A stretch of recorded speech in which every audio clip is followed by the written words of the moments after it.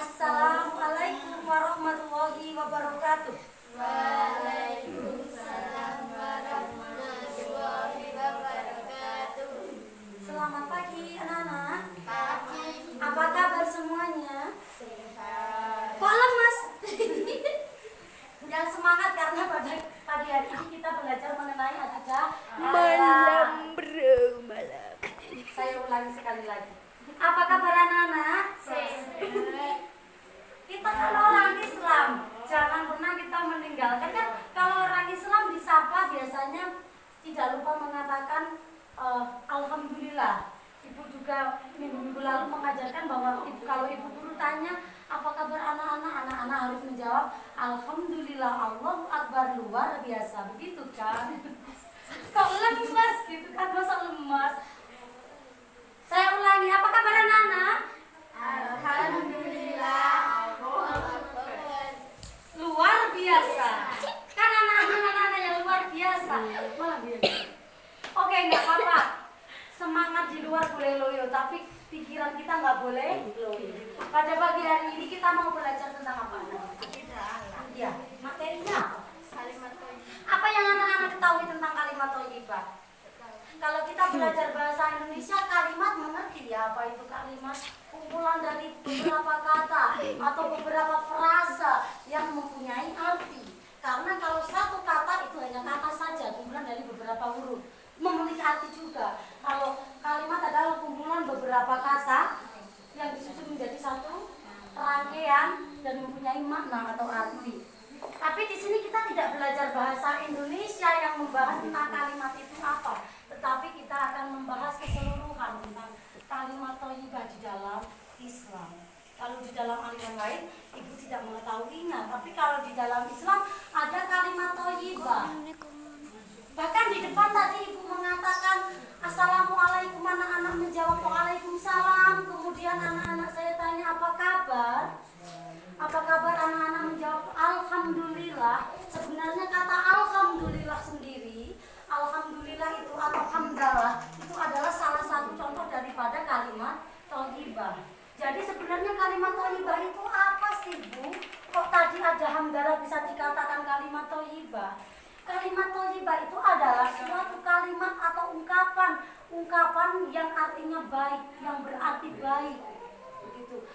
Bahkan kita mendoakan orang lain pun itu kan adalah kalimat thayyibah karena itu baik. Misalnya kita melihat bahwa hari ini hujan, kemudian kita mengatakan Allahu Akbar, subhanallah, besar sekali ciptaanmu ya Allah. Kita melihat gunung ciptaan Allah, kita mengatakan masya Allah, begitu. Itu juga kalimat thayyibah. Di dalam buku yang ibu baca, kalau di dalam materi kita di LKS kita hanya tertulis beberapa saja. Akan tetapi ibu pernah membaca bahwa kalimat thayyibah itu banyak sekali. Di sini contohnya ada bismillah atau basmalah. Itu yang berbunyi bismillahirrahmanirrahim. Terus ada hamdalah tadi atau alhamdulillahirabbil alamin. Terus kalau kita mendapat musibah atau kita ada warga kita atau tetangga kita yang meninggal dunia, biasanya kita mengucapkan apa? Innalillah atau kalimat tarji itu adalah juga salah satu dari contoh kalimat thayyibah. Tadi ada kalau kita melihat ciptaan Allah, misalnya melihat gunung, kita mengucapkan masya Allah, subhanallah, itu juga kalimat thayyibah. Ada masya Allah, ada subhanallah dan lain sebagainya. Terus kenapa kok umat Islam diseru oleh Allah? Atau kita mencontoh dari perbuatan Nabi Muhammad bahwa mulut kita harus kita biasakan mengucapkan kalimat-kalimat baik. Karena sejatinya kalimat-kalimat yang tidak baik atau kalimat-kalimat non kalimat thayyibah misalnya ada kata-kata yang tidak senonoh. Kalau kita mengatakan, kalau kita pernah mendengar orang yang mengatakan yang kita tidak boleh atau umat Islam tidak boleh tahu ya, misalnya mengatakan nama binatang untuk memanggil temannya, itu kan tidak boleh. Itu berarti belum bisa mempraktekkan apa itu kalimat thayyibah.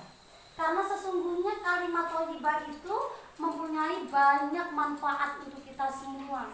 Misalnya kalau kita sedikit-sedikit bilang bismillah, kita bilang alhamdulillah, itu kita bilang Masya Allah, otomatis kita itu ingat kepada siapa? Allah. Karena di dalam ucapan-ucapan itu ada kata Allahnya atau kalimat Allahnya. Jadi kita terbiasa bahwa kita ini adalah ciptaan Allah. Semua yang di muka bumi ini adalah ciptaan Allah, gitu ya. Jadi kalimat thayyibah itu sedikit yang ibu ketahui ya anak-anak. Jadi kalimat thayyibah itu mempunyai banyak manfaat. Misalnya menjauhkan kita dari perbuatan tercela. Karena ini adalah materi akidah akhlak. Jadi akidahnya seperti ini. Akhlaknya adalah perbuatan kita. Jadi kalau kita melakukan akidah kita secara baik, akidah itu ibaratnya fondasinya, kemudian akhlak kita adalah bangunannya. Jadi kalau kita sebagai umat Islam kok akidahnya sudah baik, otomatis seimbang dengan akhlaknya harus baik. Tetapi misalnya ibu berkata seperti ini, itu orang-orang ada yang dikit-dikit bilang Masya Allah, dikit-dikit bilang Alhamdulillah, tapi kok mencuri, tapi kok nyopet, itu salah berarti. Apa kalimat thayyibah nggak manjur gitu. Misalnya ada pertanyaan seperti itu, anak-anak mau jawab apa? Anak-anak kan anak-anak pintar, sudah ngaji di TPA, terus sekolah kita di MI, otomatis banyak hal yang kita raih di sini. Kita mau jawab apa? Gampang, bukan salah kalimat thayyibahnya, tapi mulut dan hatinya belum seimbang. Karena ini ucapan di mulutnya. Jadi kalau ini perilaku kita, itu kalau perilakunya tidak disertai dengan hati kita, otomatis tidak sejalan. Karena ada akal, ada hati, terus yang melakukan ada perbuatan kita. Karena orang yang beriman itu kan tidak boleh hanya di mulutnya saja, diucapkan di mulut, begitu kan? Terus kita renungkan di hati kita, kemudian kita lakukan dengan perbuatan kita biar sejalan. Jadi bukan kalimat thayyibahnya yang enggak manjur, orang Islam mengucapkan kalimat thayyibah tapi kok perbuatannya jelek, enggak seperti itu, gitu ya. Jadi memang ada fungsinya. Fungsi yang pertama, orang yang mengucapkan kalimat thayyibah dengan hati itu otomatis tadi dikatakan di depan, jadi mengingat Allah.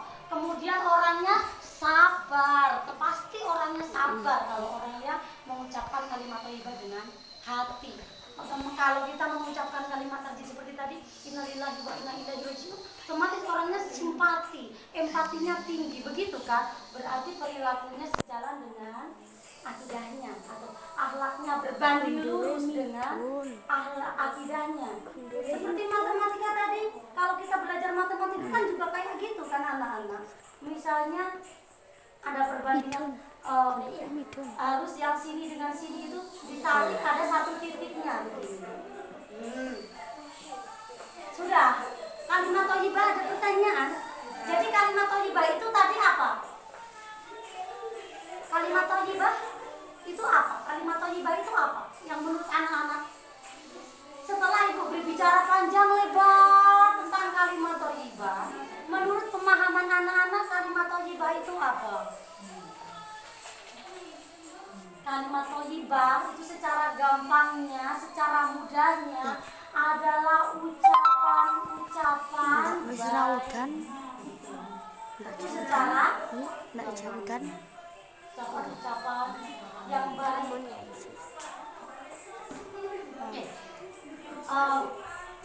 Ada pertanyaan? Minggu depan kita akan belajar tentang materi kita selanjutnya, yaitu tadi kita sudah bahas tentang kalimat thayyibah. Bismillah itu diucapkan pada saat kita mengawali suatu perbuatan. Alhamdulillah, misalnya kita setelah melakukan sesuatu hal yang baik, kita mengucapkan alhamdulillah, atau kita memperoleh sesuatu hal yang sesuai keinginan kita mengucapkan alhamdulillah. Ini baru sedikit contoh dari kalimat thayyibah. Tapi tadi ibu sudah singgung, ada banyak hal tentang kalimat thayyibah. Bahkan ada innalillahi wa inna ilaihi raji'un, ada la haula wala quwata illa billah, seperti itu. Minggu depan, tugas untuk minggu depan adalah mencari contoh lain dari dua kalimat ini.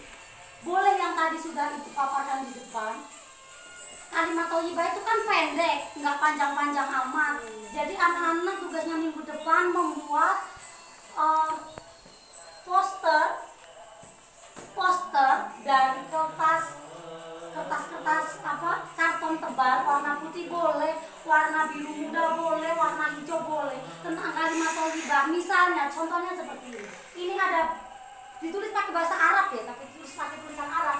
Misalnya Bismillah seperti ini, terus kita tulis di dalam kertas karton. Arti Bismillah itu apa? Begitu ya, di bawahnya dikasih pakai tulisan Latin kita, pakai tulisan seperti ini. Kemudian dipresentasikan di depan. Misalnya Mbak Yuli mendapat innalillahi wa inna ilaihi raji'un, ditulis begitu ya. Terus artinya apa? Terus diucapkan pada saat kapan, begitu ya. Fungsinya ngapain kok harus diucapkan? Terus presentasi seperti itu ya. Karena ini waktunya sedikit mepet, karena tadi masuknya telat, jadi sedikit saja yang Ibu berikan materi tentang akidah akhlak pada pagi hari ini. Ada pertanyaan Lucy, berisik sendiri? Enggak. Ngalamun lihat Ibu atau berpikir tentang tulisan di papan tulis? Ya. Ada pertanyaan apa tidak? Misalnya ada pertanyaan mencakup materi, kalau boleh jajan enggak? Monggo, nanti kalau istirahat. Boleh ke WC, kalau memang kebelet boleh monggo. Ada pertanyaan? Enggak ada. Mudeng ya? Mudeng apa mubeng? Mubeng, mudeng ya, mudeng. Jadi minggu depan tugasnya mudeng. Kalau nanti tidak mudah, ada grup kontak wali murid. Jadi anak-anak boleh minta tolong ibu bapaknya untuk cek ke grup. Boleh cek pribadi ke ibu. Kan nomornya ada di grup, tinggal ambil saja. Oke? Mungkin ya bikin posternya ya minggu depan, oke? Contohnya misalnya seperti itu tadi, misalnya ada Bismillahirrahmanirrahim dengan menyebut nama Allah yang Maha Pengasih lagi Maha. Ya, misalnya seperti itu ya. Terus kita dipaparkan di depan. Terus kalau misalnya minggu depan hanya cukup 2 orang, minggu depannya lagi 2 orang lagi gitu. Karena setelah ini kan ada pelajaran selanjutnya olahraga ya, siang-siang panas-panas kita olahraga. Semoga bermanfaat. Gak ada pertanyaan? Gak ada? Benar gak ada? Oke, terima kasih. Coba tangannya di begini, kayaknya lemes. Oke. Dan kita katakan Allahu